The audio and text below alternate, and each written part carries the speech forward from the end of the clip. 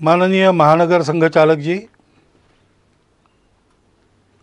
संघ के अधिकारीगण, आत्मीय स्वयंसेवक बंधु, सज्जन वृंद, माता भगिनी,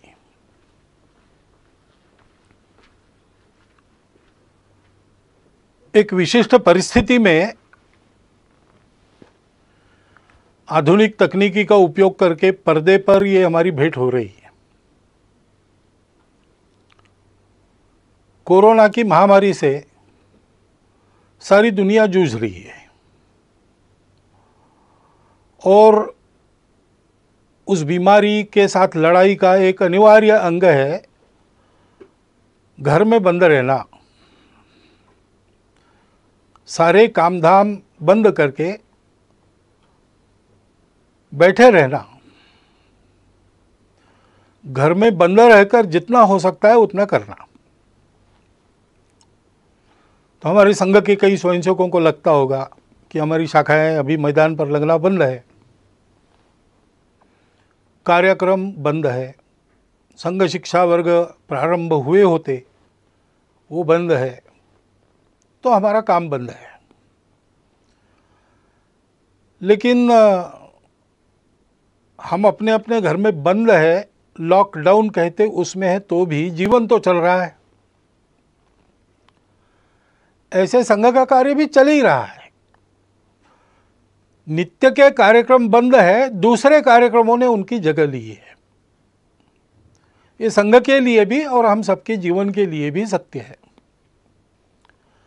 क्योंकि जीवन मनुष्य का, इसकी कल्पना क्या है? तो सारी दुनिया मानती है और संघ में भी हम लोग मानते हैं कि हम स्वयं अच्छे बने और अपने अच्छाई का उपयोग करके जग को अच्छा बनाएं, दुनिया को अच्छा बनाएं।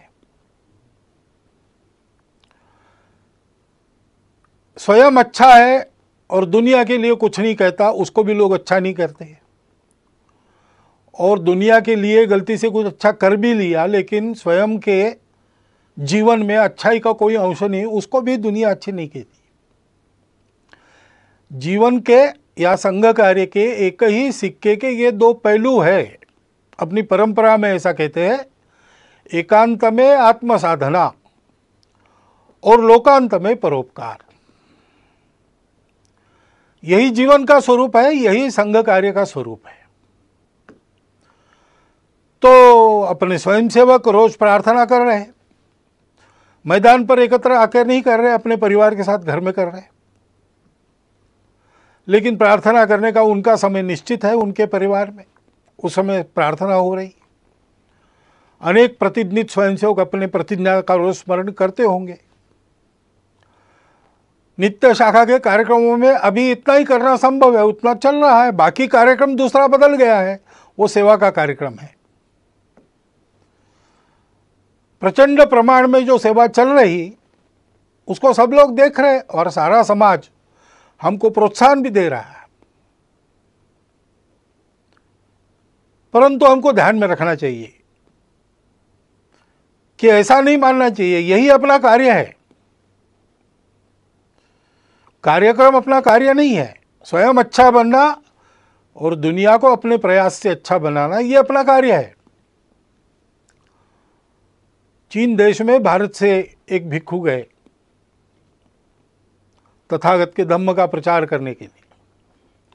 कुछ वर्ष वहाँ काम करने के बाद उनको ऐसा लगा कि तथागत का एक चरित्र लिखा जाए चीनी भाषा में, वहाँ के जनता के लाभ के लिए। तो लिखकर तो तैयार हो गया, लेकिन उसको छापना है। तो वहाँ उनके जो संपर्क थे उन सब लोगों से वो मिले, उनसे धन इकट्ठा किया, बताया तथागत का चरित्र उससे छापेंगे।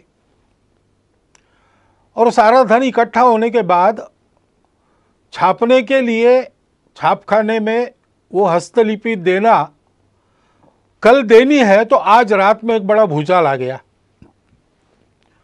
और बहुत से देहात, बहुत से शहर तहस नहस हो गए। तुरंत सेवा कार्य में सब लोग लग गए।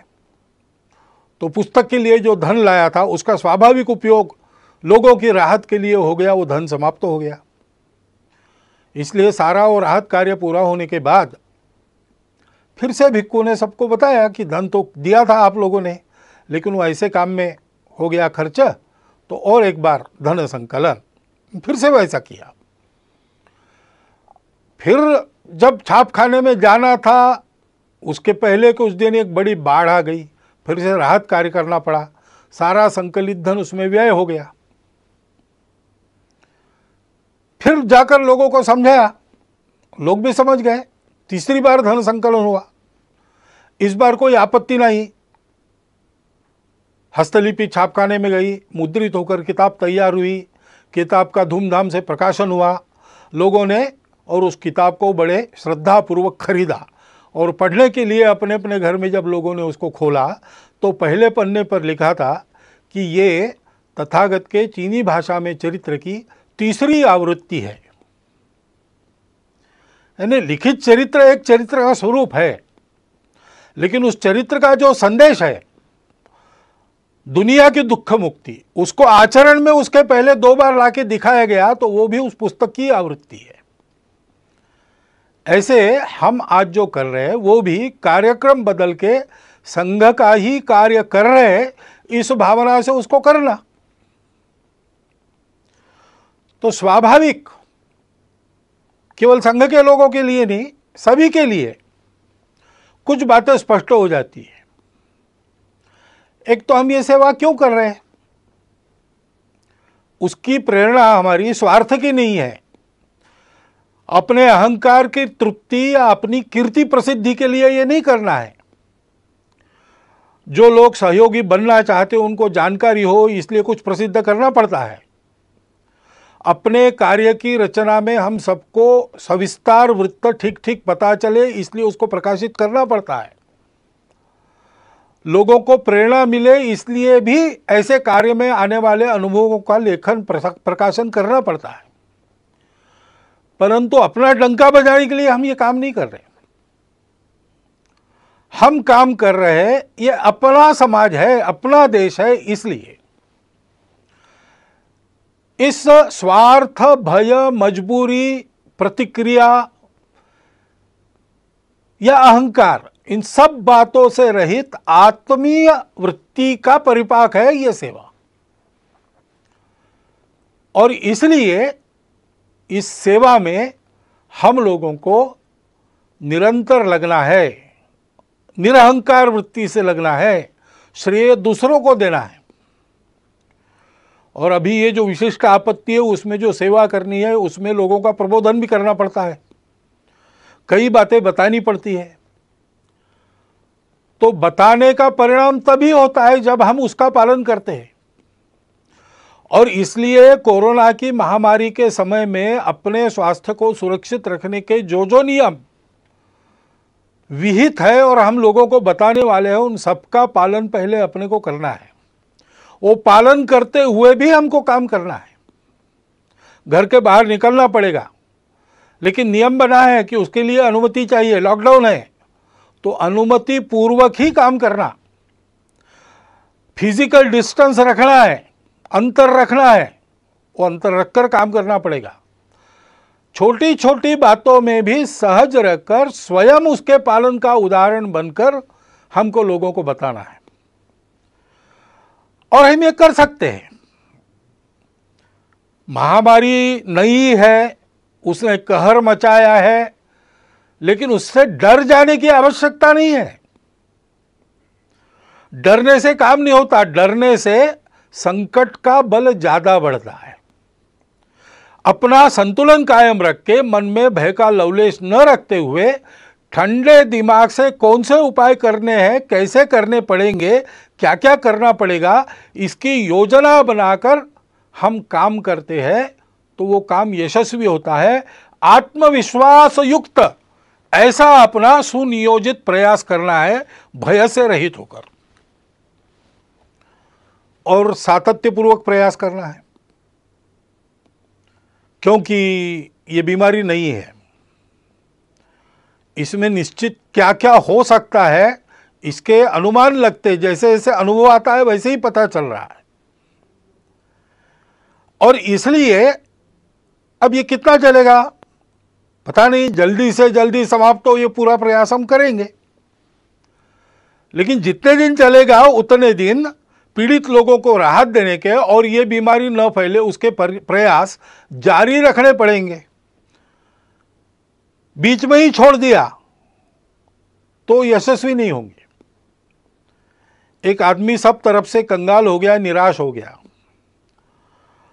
उसको ऐसा लगा हम आत्महत्या करेंगे, लेकिन कुछ उसके जेब में पैसा था, कुछ दिन जीने का सामान उसके पास था, तो उसको ऐसा लगा कि पहले इसको खर्चा कर देते हैं और बिल्कुल ही कफलक होकर मर जाएंगे।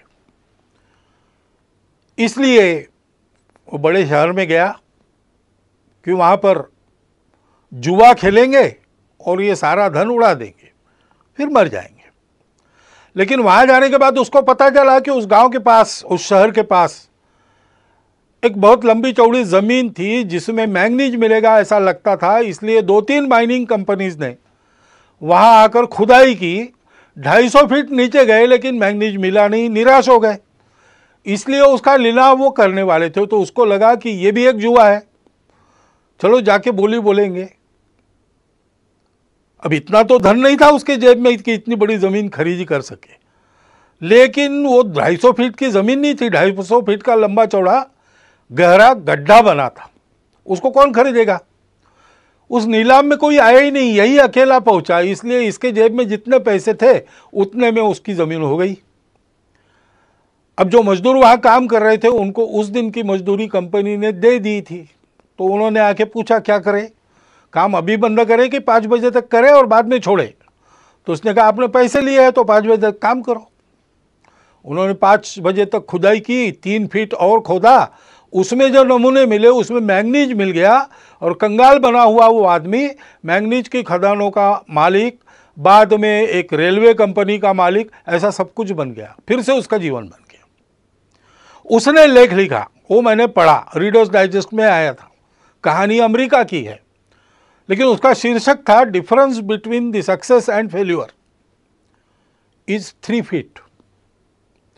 3 फीट के अंतर के लिए अपना सातत्य खदान मालिकों ने छोड़ दिया तो वंचित रह गए, और 3 फीट और खोदने का दम इसने दिखाया तो इसको वैभव मिल गया। इसलिए ऐसा सातत्य अपने प्रयासों में चलना चाहिए, ऊबना नहीं चाहिए, थकना नहीं चाहिए, करते रहना चाहिए। सबके लिए करना है, इसमें कोई भेद नहीं है। जो इसके पीड़ित है वो हमारे अपने हैं। भारत ने तो जिन दवाइयों के और निर्यात पर बंदी लगाई थी, दुनिया के हित के लिए उसको हटाकर थोड़ा बहुत अपने तरफ नुकसान लेकर भी दवाइयाँ भेजी है। जो मांगेंगे उसको देंगे, क्योंकि ये हमारा स्वभाव है। हम मनुष्यों में भेद नहीं करते और ऐसे प्रसंगों में तो बिल्कुल नहीं करते। सब अपने हैं, जो पीड़ित है, जिसकी जिसकी आवश्यकता है, उन सब की सेवा, जितनी अपनी शक्ति है उतनी सेवा करनी है। और ये सेवा करते समय कोई स्पर्धा तो है नहीं, अपनी कीर्ति फहराने के लिए दुनिया भर में हम काम नहीं कर रहे। इसलिए जो इस काम में लगे उन सबको साथ लेकर, उन सबके साथ रहकर काम करना है, सामूहिकता से काम करना है। इस प्रकार से हम सेवा करेंगे, लोगों को जो बताना है वो बताएंगे, लोगों से जो करवाना है वो करेंगे। आधार उसका होगा अपनत्व की भावना, स्नेह, प्रेम, वो अपने व्यवहार में दिखना चाहिए। काम अच्छा होना चाहिए, सेवा का काम है, उपकार तो है नहीं। हम अपने लोगों का काम कर रहे हैं, इसलिए वो उत्तम होना चाहिए, प्रेम से होना चाहिए। हनुमान जी के कार्य के बारे में ऐसा वाल्मीकि रामायण में कहा गया है, देवों ने उनकी स्तुति की एक प्रसंग पर, तब 4 उनके विशिष्टों का उल्लेख किया, धृति, दृष्टि, मति और दाक्ष, यानी दक्षता, सावधानी। सावधानी आवश्यक है। हम काम करेंगे, लेकिन हम काम करते रहे, इसलिए काम करते करते हम बीमार न हो जाए। इसलिए आजकल आयुष मंत्रालय के द्वारा एक समर्थित काढ़ा है, उसको हमने रोज पीना चाहिए। बाकी मास्क लगाना, अंतर रखना, ये सारी बातें, हाथ धोना, स्वच्छता रखना, हम स्वयं चिंता करें कि हम काम करने लायक रहे। अपनी मदद जिनको वास्तविक आवश्यकता है उन तक पहुंचे। दूर तो लोग भी रहते हैं दुनिया में, वो हमारी मदद लेके चले न जाए। इसलिए बहुत सावधानी पूर्वक सजगता से काम करना पड़ेगा। कोई छूट न जाए, जिसको आवश्यक है उन सबके पास मदद पहुंचे, ऐसा काम करना पड़ेगा। बुद्धि ठीक रखनी पड़ेगी, किसको किस बात की आवश्यकता है। सामान्य सूचनाएं सबके लिए दी जाती है, लेकिन कुछ विशेष भी परिस्थितियां रहती है, उसमें उस प्रकार की राहत मिले ऐसा प्रयत्न करना पड़ता है। और इसलिए लीक में चलते हुए भी लीक का विचार कर चलना पड़ता है। अनुशासन में चलते हुए भी अनुशासन इतना लचीला होना पड़ता है कि अपने सेवा के दायरे में, सेवा के लाभ लेने वालों में सब आवश्यकता जिनको है ऐसे लोग आ जाए। फिर दृष्टि की बात है, हम ये सब बताएंगे, ये सब करवाएंगे तो आदतें भी लोगों के ठीक रहे। आदतें ठीक न रखने के कारण भी ये बीमारियां आती है। तो ये अनुभव लोग ले रहे हैं, अब उनकी मनोभूमिका तैयार है, तो हमने अच्छाई का प्रचार प्रसार भी लगे हाथ करते रहना चाहिए। ये केवल कार्यक्रम नहीं है, इसमें से हम लोगों के जीवन को सुरक्षित कर रहे हैं और लोगों के जीवन को गढ़ भी रहे हैं। अपने पवित्र समाज का संरक्षण और सर्वांगीण उन्नति, ये हमारी प्रतिज्ञा है। और इसलिए उस दृष्टि को ध्यान में रखकर हमको काम करना है और धैर्य रखना है। कितने दिन ऐसा करके नहीं होगा, जब तक पूरा नहीं होता तब तक करते रहना है, सतत करना है। ऐसा करते रहना, और ऐसा करते रहते समय ये जैसे गुण है हनुमान जी से, वैसे विदुर नीति में एक बात बताइए दोषों को टालने की। षट दोषा पुरुषेणेह हातव्याम भूतिमिच्छताम। जिस पुरुष को अपना वैभव चाहिए, अपना विजय चाहिए, अपना प्रभाव चाहिए, अपनी खुशहाली चाहिए, उसको 6 दोषों का हनन करना पड़ता है, उनको दूर करना पड़ता है। वो कौन से है? निद्रा, तंद्रा, भय, क्रोध, आलस्यम, दीर्घ सूत्रता। आलस्य और दीर्घ सूत्रता काम की नहीं है। तत्परता चाहिए। जब उपस्थित होता है, भारत का इस सारी बीमारी के दौर में काम बहुत अच्छा हो रहा है, इसका पहला कारण है कि तत्परता पूर्वक सारी उपाय योजनाएं यहाँ के शासन प्रशासन ने लागू की और उतने ही तत्परता पूर्वक समाज के एक बहुत बड़े अंश ने उसको अमल में लाया। तो आलस्य नहीं किया, दीर्घ सूत्रता नहीं दिखाई। इसको ध्यान में रखना चाहिए। वो तत्परता अपनी कायम रखनी चाहिए। निद्रा, तंद्रा यानी असावधानी, काम करते करते धुन लग जाती है, उसको तंद्रा कहते हैं। धुन लगना अच्छा है, लेकिन तंद्रा अच्छी नहीं, क्योंकि उसमें विचार नष्ट होता है। सोच समझ के सजग रहकर एक एक कदम डालते हुए काम करना और भय और क्रोध को टालना। लोगों को भय लगता है कि हमको क्वारंटाइन में डाल ले, तो छुपने का प्रयास करते हैं। लोगों को कुछ नियमों में बांध दिया तो लोगों की ऐसी भावना होती है कि हम पर कुछ प्रतिबंध ला रहे हैं। अब संघ ने अपने और मार्च में ही तय करके जून आखिर तक सारे कार्यक्रम बंद कर दिए। लेकिन किसी किसी को लग भी सकता है कि सरकार हमारे कार्यक्रमों पर प्रतिबंध कर रही इस निमित्त, और भड़काने वाले लोगों की कमी नहीं है। उसके कारण क्रोध पैदा होता है, क्रोध के कारण अविवेक होता है, फिर अतिवादी कृत्य होते हैं। हम जानते हैं कि इसका लाभ लेने वाली ताकत है और वो प्रयासरत है। जिस प्रकार इस कोरोना के बीमारी का फैलाव अपने देश में हुआ है, उसमें एक कारण यह भी है। परंतु दो बातें ध्यान में रखनी चाहिए। जैसे इन सब का पालन सकारात्मक भाव से करना, इस पर क्रोध नहीं करना, इससे डर नहीं मन में रखना, वैसे अगर किसी ने भयवश या क्रोधवश कुछ उल्टा सीधा कर दिया तो उस सारे समूह को ही एक माप में लपेटकर उससे दूरी बनाना ये भी ठीक नहीं। सर्वत्र दोष रखने वाले लोग होते हैं। सामान्य लोगों के मन में कुछ आ सकता है। सामान्य लोगों ने सबने ये खबरदारी लेनी चाहिए कि ये अपने देश का विषय है, देश हित का विषय है, इसमें हमारी भूमिका सहयोग की ही होगी, कभी भी विरोध की नहीं होगी। मन में किंतु परंतु है, उसका लाभ लेकर द्वेष क्रोध को भड़काने वाले लोग हैं, उनके खेल चल रहे हैं। स्वार्थ के कारण भारत तेरे टुकड़े होंगे ऐसे कुविचार रखने के कारण बहुत सारे लोग ऐसा प्रयास करते हैं, राजनीति भी बीच में आ जाती है। ये जिनको करना है, जिनका चलता है उनको चलता रहे, इससे बचना। ये लोग अपना कुछ बिगाड़ न ले, इतनी सावधानी और इतना बल सजग जागृत रखना।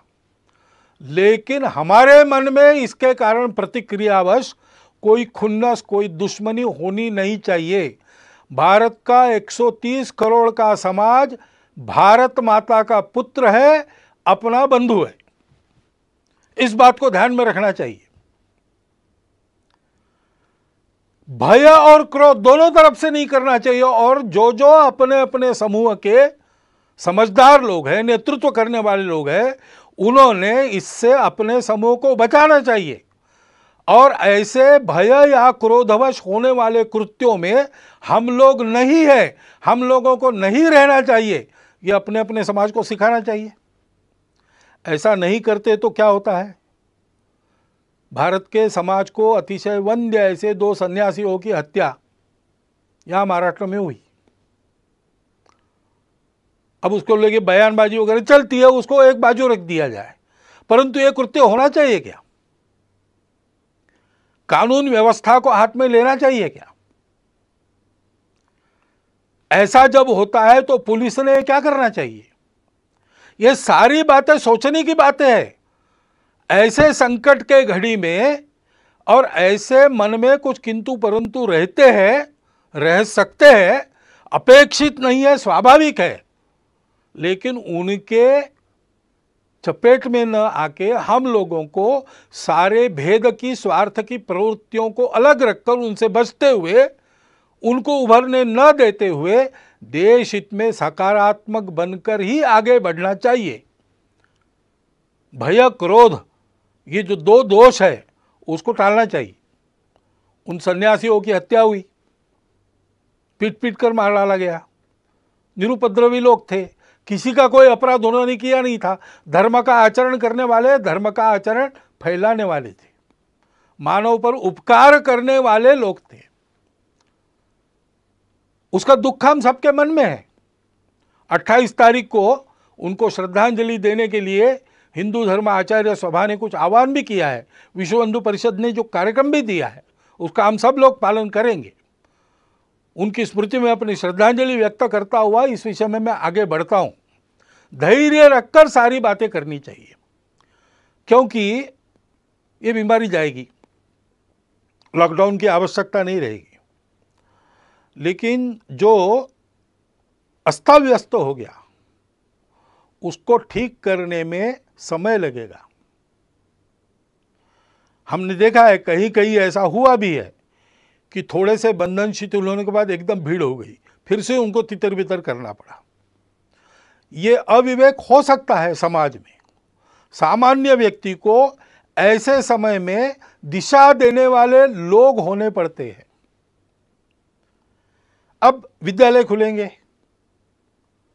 तो फिजिकल डिस्टेंस मेंटेन तो करना पड़ेगा आने वाले समय में कई दिनों तक। उसकी व्यवस्था कैसे होगी वो बताना भी पड़ेगा। समाज के लोगों को इकट्ठा के ये कैसे हो सकता है सोचना भी पड़ेगा। विद्यालय में, विद्यालय के आसपास के परिसर में छोटी संख्या में क्लासेस लगा सकते हैं क्या?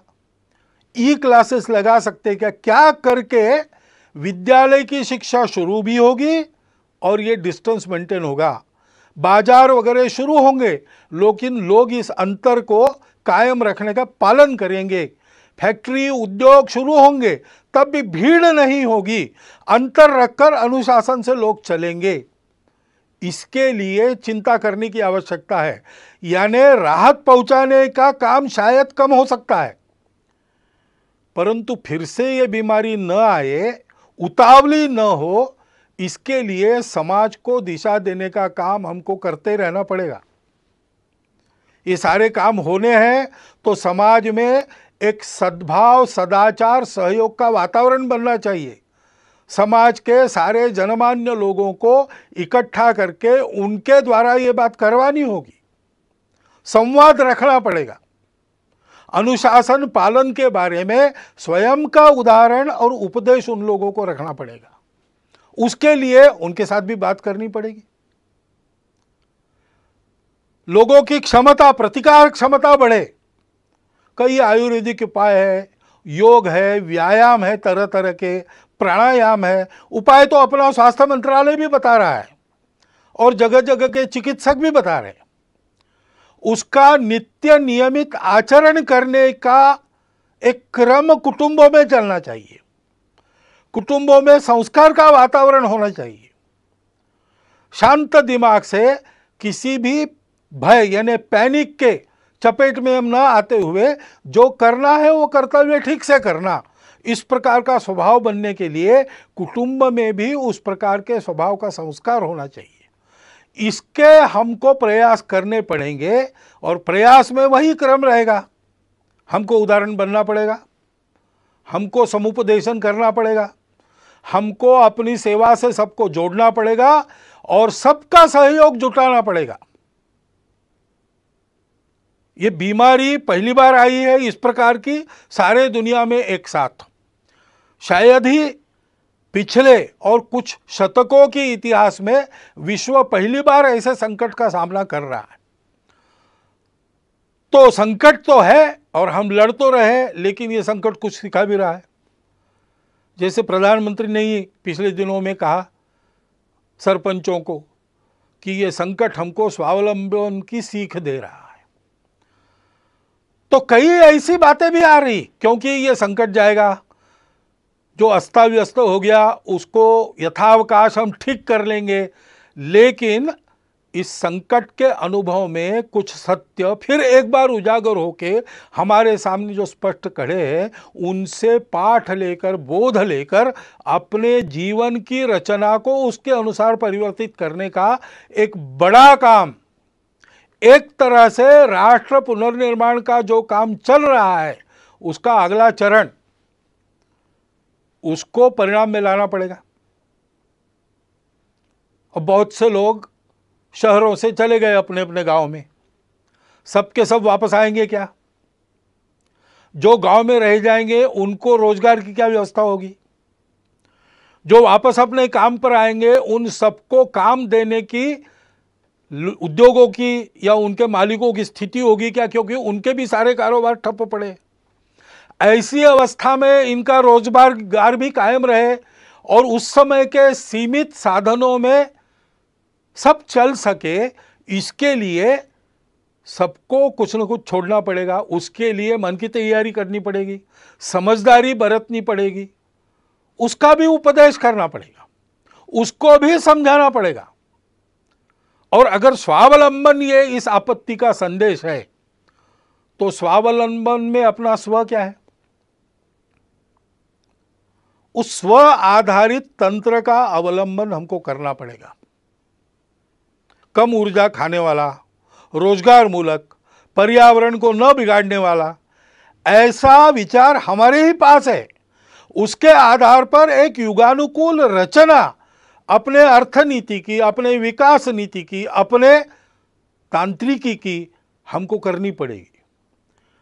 आधुनिक विज्ञान के आधार पर इसमें जो जो अद्यतन सहायक होता है वो लेते हुए परंपरा के आधार पर जो आज सुसंदर्भित है, इस संकट के कारण फिर से एक बार हमको याद आ रहा है, उन दोनों को मिलाते हुए हमको एक नए विकास के मॉडल का निर्माण करना पड़ेगा।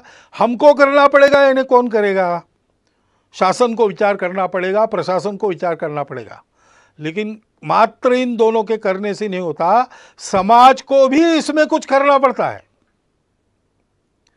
समाज को स्व का अवलंबन करना पड़ेगा। यहां की बनी वस्तुएं जहां तक संभव है उन्हीं का उपयोग करेंगे। यहां जो बनता नहीं, बिना उसके जीवन चलता है तो बिना उसके चलाएंगे। जीवन के लिए आवश्यक है तो अपने शर्तों पर लेंगे, कम से कम उपयोग में चलाएंगे। ऐसी बहुत सी बातें अपने नित्य व्यवहार में लानी पड़ेगी। अपने अपने व्यक्तिगत और परिवार के व्यवहार में हम लोगों को स्वदेशी का आचरण करना पड़ेगा। स्वदेशी का आचरण करने के लिए स्वदेशी के उत्पादन उपलब्ध करने पड़ेंगे और स्वदेशी के उत्पादन उत्कृष्टता के मामले में बिल्कुल 19 न हो, ऐसी गुणवत्ता उत्पन्न करनी पड़ेगी। उद्योजक, निर्माता, कारीगर सभी को इसके बारे में सोचना पड़ेगा और समाज को स्वदेशी पर दृढ़ होना पड़ेगा। विदेशों के ऊपर अवलंबन नहीं होना चाहिए, ऐसा हमको समर्थ रहना पड़ेगा। उसी प्रकार हमने अनुभव किया। अब जो बाहर निकलकर नदियों को वगैरह देख सके वो बताते हैं, लेकिन हवा का तो हम सब लोग अनुभव कर रहे हैं कि पर्यावरण बहुत मात्रा में शुद्ध हो गया। क्यों शुद्ध हो गया? क्योंकि कुछ क्रियाकलाप बंद हुए जो पर्यावरण को दूषित करते थे। अब फिर से अपना जीवन नियमित हम शुरू करेंगे तो कौन से ऐसे क्रियाकलाप कम से कम हम कर सकते हैं, बिना उसके काम भी चल सकता है, इसका विचार हमको करना पड़ेगा। पानी का उपयोग ठीक से, पानी का संवर्धन संरक्षण, वृक्षों का संवर्धन संरक्षण और प्लास्टिक से मुक्ति, स्वच्छता का पालन, जैविक तरीकों पर बल देकर गौ पालन, जैविक खेती आदि के आधार पर जीवन चलाने का हमको अभ्यास अपना करना पड़ेगा। अभी जो हमारा अभ्यास रासायनिक खेती आदि का है उसको बदलना पड़ेगा। उसके लिए सारे समाज का बनाना पड़ेगा। शासन की नीति वैसी बनेगी, लेकिन जब तक समाज उस प्रकार चलता नहीं तब तक उसका परिणाम नहीं होता। कुटुंब में भी हमको और इस प्रकार के संस्कार करने पड़ेंगे। बहुत दिनों के बाद जो भागदौड़ चल रही थी वो बंद हो गई, तो अपने घर में रहने का, सतत रहने का अनुभव बहुत लोगों को मिला। घर को भी अच्छा लगा और हमको भी अच्छा लगा। इसके बहुत अच्छे परिणाम होते हैं। संवाद बढ़ता है, समझदारी बढ़ती है, सौमनस्य बढ़ता है और इसलिए कुटुंब में इन सारे बोधों की चर्चा, उसके आधार पर व्यवहार कैसा हो ऐसा संवाद चलना। जैसा अपना कुटुंब है वैसे समाज भी एक कुटुंब है। समाज के भी विचार करने वाले लोगों में, समाज का नेतृत्व करने वाले लोगों में इस प्रकार का चलना, चर्चा का चलना, संस्कार का, नियमितता का प्रभाव होना अपने जीवन पर, व्यक्तिगत और सामूहिक, इसकी चिंता हमको करनी पड़ेगी। नागरिक अनुशासन के पालन में हम सबको तत्पर होना पड़ेगा। जहां जहां उस अनुशासन का पालन लोग कर रहे हैं वहां कोरोना का उपद्रव कम है, और जहां इस अनुशासन की आदत न होने के कारण गड़बड़ हो रही वहां कोरोना की चपेट में अभी भी देश का कुछ भूभाग है। और इसलिए उस अनुशासन का पालन करना, भगिनी निवेदिता ने कहा है कि देशभक्ति का स्वतंत्र देश में रूप तो नागरिक अनुशासन का स्वयं होकर सारे नागरिक पालन करते, इतने वो समझदार होते, यही है। डॉक्टर अंबेडकर साहब ने भी संविधान प्रदत्त करते समय जो भाषण संसद में किए थे उसमें इस प्रकार की कानून व्यवस्था, नियम आदि का पालन करने पर बहुत जोर दिया गया है। हमको अपनी इस आदत को और ताजा और धार वाला करना पड़ेगा।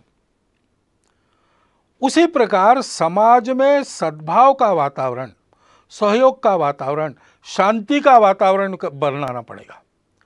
शासन तो संस्कार मूलक शिक्षा नीति जल्दी लाना पड़ेगा उनको, क्योंकि ये सारे काम शासन की नीति, प्रशासन का नीति को ध्यान में रखकर समाज को अपना मानकर अमल करने का तरीका और समाज का आचरण से सहयोग, इन तीनों बातों के एकत्र आने के बाद ही संभव होता है। तो शासन जैसे अपने प्रशासन को समाजोन्मुख करेगी, राजनीतिक लोग अपनी राजनीति को स्वार्थ मूलक से हटाकर देशहित मूलक बनाएंगे, शिक्षा जैसा संस्कार देने वाली परिवर्तन अपने आप में करेगी, वैसे हम सब लोगों का व्यवहार भी वैसा होना पड़ेगा। भविष्य के लिए भी यह संकट बहुत कुछ बताकर जा रहा है, उसका विचार करके हमको अपने जीवन के नए मानक का विचार करते हुए उसको आचरण में लाना पड़ेगा। हम सब लोग मिलकर आत्मविश्वास से इस अपने देश और अपने समाज के अपनत्व को मन में रखकर इस देश को इस संकट से निकालकर सारे विश्व की मानवता का नेतृत्व करने वाला देश बनाने के लिए आत्मविश्वास पूर्वक प्रयत्नों का, परिश्रमों का सातत्य अपने कर्तृत्व में रखकर फिर एक बार हमको सक्रिय होना पड़ेगा। इसकी आवश्यकता है। हमारी भूमिका विश्व में और अपने देश में हम सब की यही है कि इस संकट को अवसर बनाकर हम एक नए भारत का उत्थान इस सारे संकट को अवसर बनाकर उसमें से करें, ऐसी हमारी भूमिका हो। इसलिए जो मेरे विचार में आवश्यक बातें मुझे लगती थी वो मैंने आपके सामने रख दी है। संघ के सारे स्वयंसेवक ऐसा सोचते ही है और ऐसा करेंगे ही, परंतु संपूर्ण समाज में सभी को ऐसा होने की आवश्यकता है। इतनी एक बात को मैं आपके सामने रखता हूं और अपना यह निवेदन पूर्ण करता हूं। धन्यवाद।